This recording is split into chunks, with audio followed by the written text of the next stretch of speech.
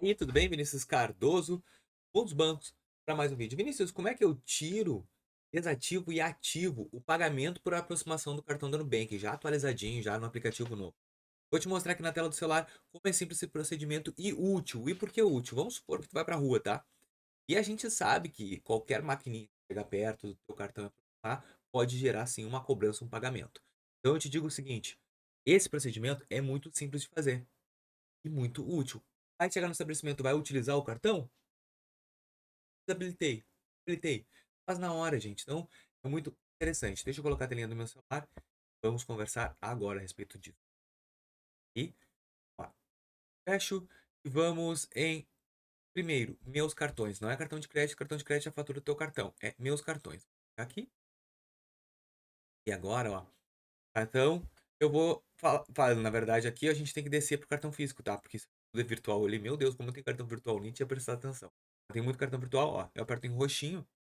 E agora, ó, dentro do roxinho tem aqui, ó, controle do cartão, ó, configura, ó, personalize funções do cartão do seu jeito. Vou apertar aqui. Tem aqui ativo, ó, compras por aproximação. Tá roxinho, tá ativado.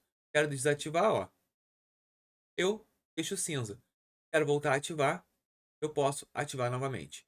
Esse sistema é muito legal também. Tu pode também fazer aviso de viagem, se quiser permitir. Aqui nessa configuração aqui é todo o teu cartãozinho. Vinícius, e tu acha que vale a pena bloquear o cartão e tal? Não, eu acho que o procedimento correto é esse. Ativa e desativa o pagamento por aproximação. Vai utilizar o cartão, vai sair de casa, saiu de casa, desativo. Cheguei no super, vou fazer uma compra, claro, tem que ver se é internet, se vai estar conectado, tudo, porque isso tudo vai te ajudar.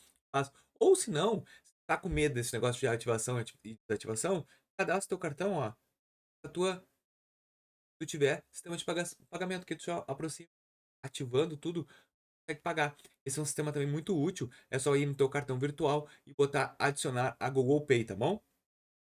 Acredito que todas as informações que eu deveria falar desse vídeo a respeito disso, eu falei. Chegou até aqui porque tu gostou do vídeo. E se tu gostou do vídeo, eu espero que tu deixe teu like, se inscreva no canal.